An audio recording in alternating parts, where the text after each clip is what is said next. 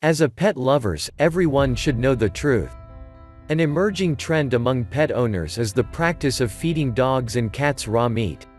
This idea is that we should put our domestic cats and dogs on diets that more closely approximate what they might eat in nature. New research from Europe shows the surprising degree to which germs and parasites can be found in commercial raw meat products, posing potential health risks to both pets and their owners. An article in the Washington Post last year showed that grain-free, all-meat, and raw food diets are one of the fastest-growing sectors of the pet food market. It's kinda like the Paleo Diet, but for pets. Trouble is, there's no evidence that raw meat-based diets, or RMBDs, are any healthier than conventional dry or canned pet foods.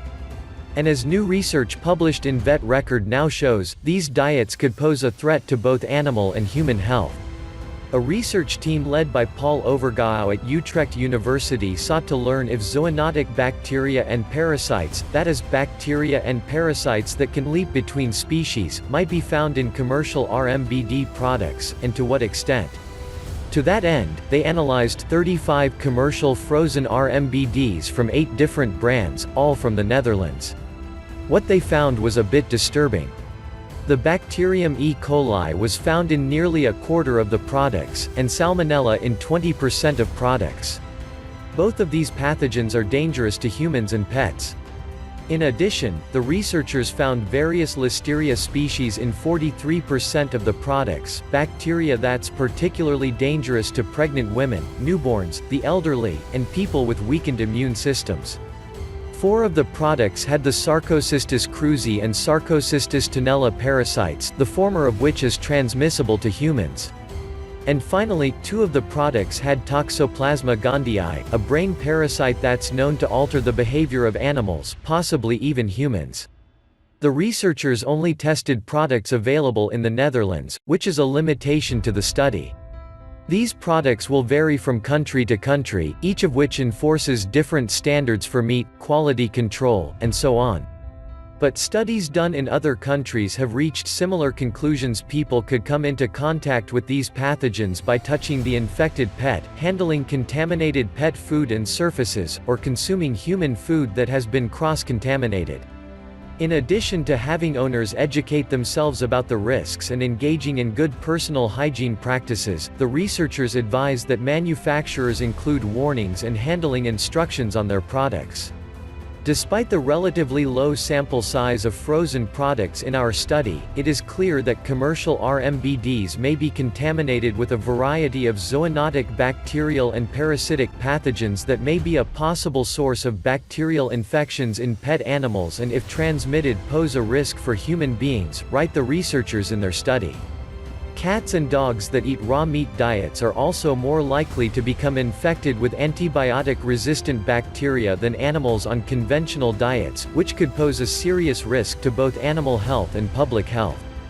Jennifer Larson, a clinical nutritionist at the University of California Veterinary School in Davis who wasn't involved in the new study, agrees with the authors.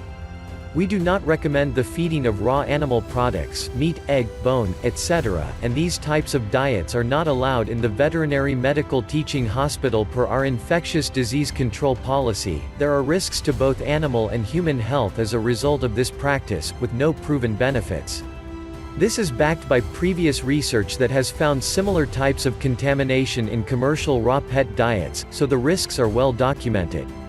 Larson pointed to policies and position statements regarding this issue from the American Veterinary Medical Association, the California VMA, the Canadian VMA, and the FDA, here and here. Larson is unconvinced by arguments stating that dogs and cats should be given foods that they're more likely to eat in the wild. The goals we want for our pets include longevity, usually not reproducing, ideal nutrition and good body condition, and avoidance of trauma and disease, she said. We do lots of things to protect them from what would happen in nature, such as starvation, disease, early and often reproduction, trauma from accidents and fights, and very short lifespan. We have the ability to do this thanks to scientific advancements in nutrition, medical therapy, and preventative veterinary care, neutering, vaccines, as well as the use of leashes and fences and moving them indoors. Importantly, and as Larson points out, dogs and cats are not natural. We created them for our own purposes, using them for hunting partners, companionship, farm work, and so on.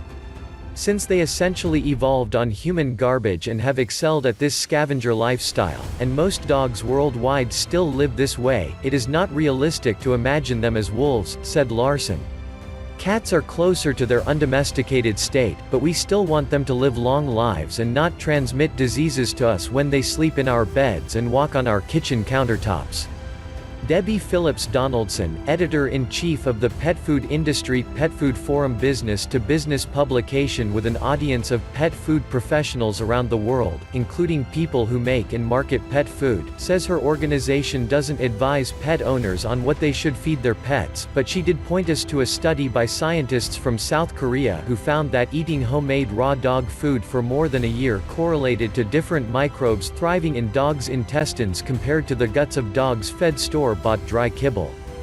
Veterinary and regulatory experts do tend to warn about the risks to humans of feeding raw pet food, so many, if not most, companies offering raw diets take great pains to not only make sure their products are safe, but also educate consumers about proper handling practices. If you find this video helpful, please do subscribe, and hit the thumbs for us to grow our channel. My Amazon store link for best dog foods and best dog beds given in the description. Thank you for watching.